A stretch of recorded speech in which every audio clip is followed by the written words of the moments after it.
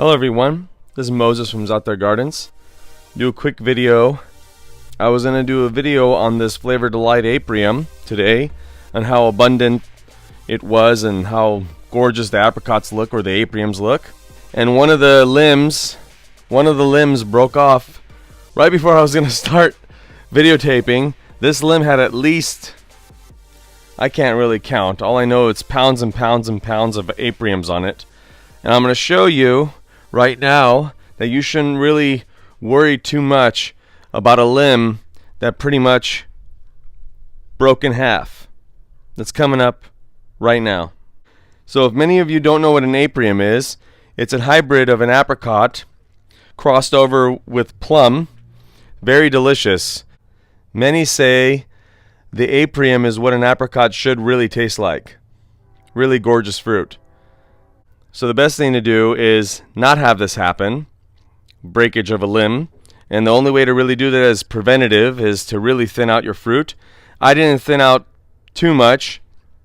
It just with these past heavy thunderstorm rains near June 1st here, the last week of May, we're getting heavy thunderstorm. Again this weekend coming up, another heavy thunderstorm. So with all that, and ripening big fruit, it just snapped right off.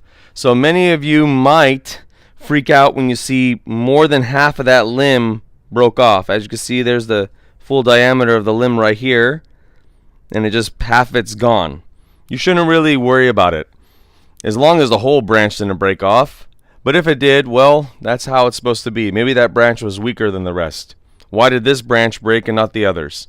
The key is to try to save this branch and not cut it all the way off. This happened to many other one of my trees with heavy rains. The fastest one that comes to memory is my persimmon. It was even worse than this. It was less than half the thickness of the branch on the tree left. And I'm going to tell you what I did to that persimmon, what I will be doing to this aprium come 24 to 48 hours from now.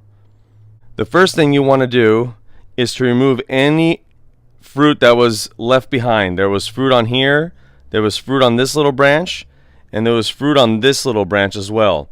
Take them off, because you want all the energy to go to healing this wound. Another thing you want to do is to clean it off. So there was a lot of broken bark and a lot of broken wood particles that were just falling over. Cut all that off nice and clean. Make sure all the bark isn't loose. Just like this, you want to cut it right off. So just like that, because this is going to die off anyways. Make sure whatever bark is left is nice and tacked to the branch still. Then what you want to do is wait about 24 to 48 hours for the wind and the sun to harden off this broken part of the branch. Then after that is done, you want to protect this branch from the elements and from insects. So what I would suggest is half interior white latex paint and half water mixed together and just paint it over. And then continue doing that during the months if it starts breaking off, chipping off, cracking, to make sure it's sealed over. And slowly, the years will come, you'll see all this bark right here just heal over this whole area. And it'll look great. So again, you shouldn't have to really worry about a broken branch. It's not the end of the world. It actually broke in a perfect place because that big branch was just hitting this window. So it's best that that one broke instead of another one.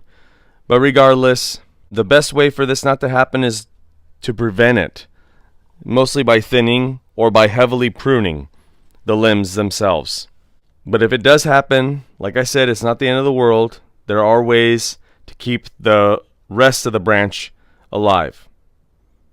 Happy gardening, everyone.